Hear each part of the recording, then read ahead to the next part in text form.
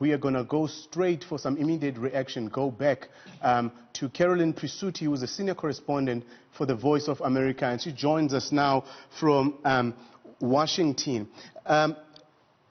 Carolyn, obviously, it looks like there were more points that came out of this debate.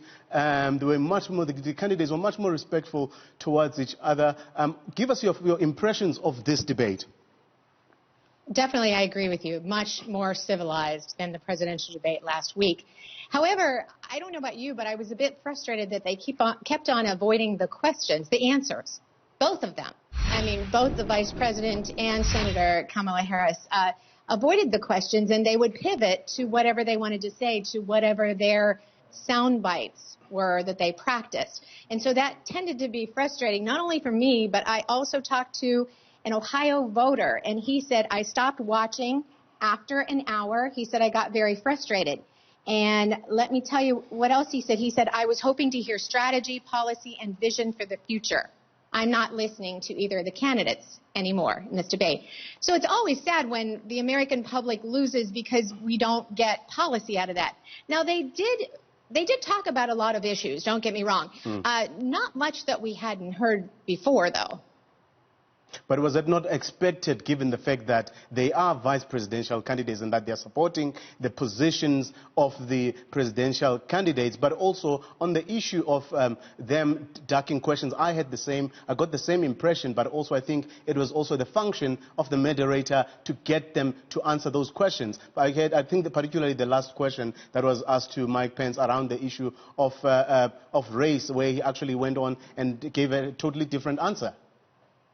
Absolutely. You know, that was interesting. I'm glad you brought that up, Spo, because when they did bring up Breonna Taylor and what they both thought about that, that is when you saw Senator Harris show some of the fire that she has been famous for in the past, honestly. And it was when the vice president took her to task a bit. And here's her quote on that. She said, I will not stand here on this stage and be lectured. Because, remember, she was the Attorney General of California, and she has been a prosecuting attorney. They both called that a travesty. They both, and Harris saying that they want to reform the criminal justice system, and the police department's Pence saying, I trust our justice system.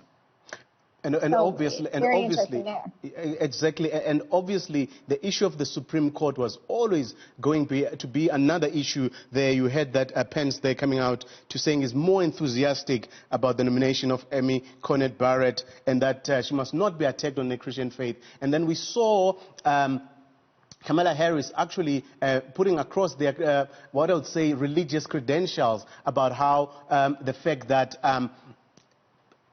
Joe Biden is actually a proud Catholic and will be the second to serve if he is in office. How important is faith and the faith of the candidates in this election? You know, I think more so in this election than other elections. And as you mentioned, those were both people of faith on that stage tonight. Kamala Harris, well-known attendee of Baptist churches, and Pence was born a Catholic. And then he switched to more evangelical, and he is very active in churches as well. But as you saw, they differed when asked about pro-life, when asked about abortion, when asked about anti-abortion. And Harris saying that she wanted to be very clear, women should have their own decision on their own bodies. And Pence saying, I'm pro-life, and I don't apologize for it. So certainly two ends of the spectrum there on that case, on that issue.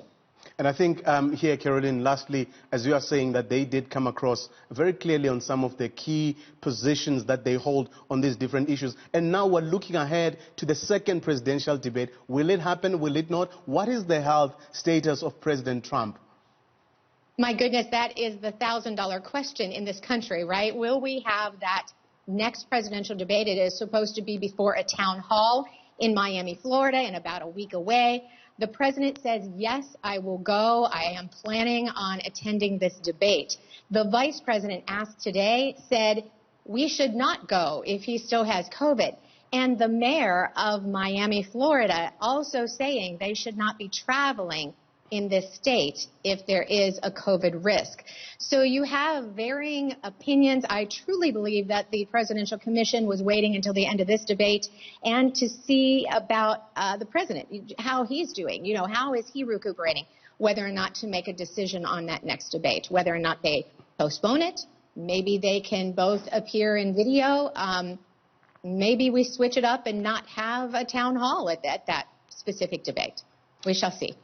Certainly. Carolyn Presutti, thank you very much for your time. I do know that you will be there in Miami for that debate if it does take place. So I guess only time will tell if that debate will be taking place. That was Carolyn Presutti, who is the senior correspondent for the Voice of America, coming to us live from Washington. Michelle, a lot to talk about, a number of issues that the candidates dealt with, but also some of the initial reaction as well from various parties, including President Trump and Joe Biden.